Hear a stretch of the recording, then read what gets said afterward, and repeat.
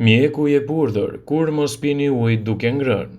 Nga pirja e ujit gjatë ngrënies kemi më shumë dëme se sa dobi. Disa nutricionistë thonë se kjo shprehi tret dhe absorbon materiet ushqyese në organizëm.